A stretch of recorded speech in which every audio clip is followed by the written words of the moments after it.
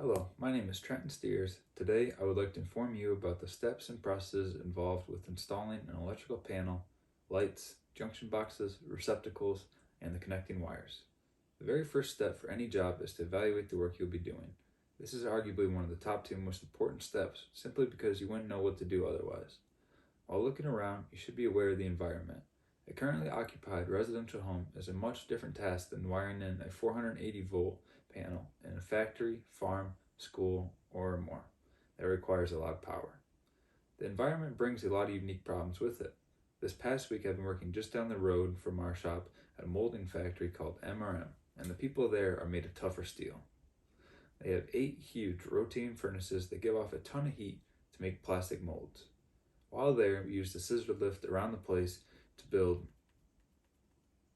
put up conduit, electrical metallic tubing, or EMT, around the ceiling where it is nearly 130 degrees.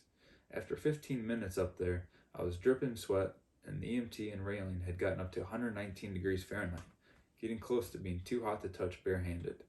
It's alright though, we wouldn't push too hard, drank lots of water, and took breaks every 2 hours or so. While there this week, we put up nearly 400 feet of 3/4 inch EMT, 200 feet of half-inch EMT, and numerous couplings, connectors, beam clamps, and straps, not to mention the thousands of feet of different colors and kinds of wire we ran to connect everything. Taking a little bit of extra time to plan can save you lots of work down the line. This is especially true when it comes to bending EMT. This is a time where a little math and imagination come into play. A simple tube bend, commonly called an offset, is used to change planes. Relatively easy, especially after a little experience. You can imagine how much more difficult it gets once you start going in multiple directions. Once you've evaluated the job properly, know what supplies you'll need and whether you'll have to deal with old circuits or not, then you'll have to make sure all the power is off on the circuits you'll be dealing with. This is the other most important step because if you forget to do this, it can lead to serious damage, like starting a fire somewhere along the line, or an arc flash, which is a spontaneous burst of energy hotter than the surface of the sun, or even death from electrocution. And this is a very important step. Mistakes can happen, and since it takes such a little time to do, you should always be cautious. Using your tick tester to test for power before working on anything, you should always use your multimeter to check for proper connections afterwards. And if you work on those receptacles, there's a little plug-in tester for those. This ensures good work that prevents you from coming back for something you can check while you are there. To say the least, it's something professionals do to have quality work.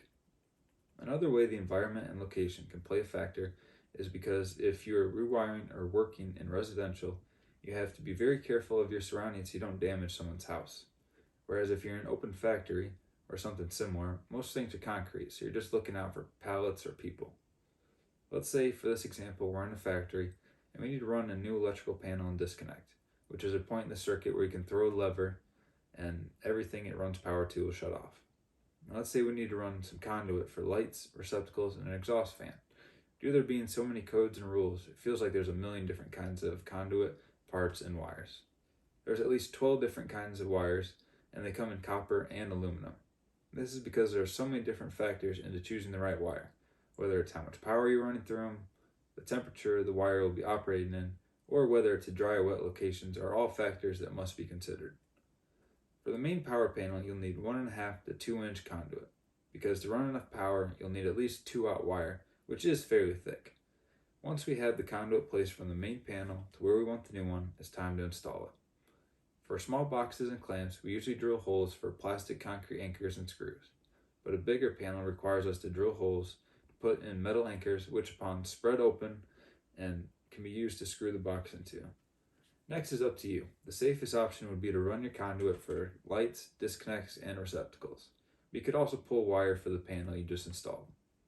A panel's main purpose is to be the central point of power where breakers can be installed to run circuits off of. After your conduit is up for the lights and everything, you need to pull the last 3 wires. It's easiest to pull black, white, and green, but virtually any color can be used as long as you label them. Typically, it's black and red for the ungrounded or hot wire, white or gray for your grounded or neutral wire, and green for your grounding wire. Next, you need to install your lights, receptacles to the wires. The last step is to test all of your circuits with a multimeter and plug-in tester to make sure everything is hooked up correctly, and then you're good to go. I hope this informative speech you all learned a little bit about installing electrical panels and other similar boxes.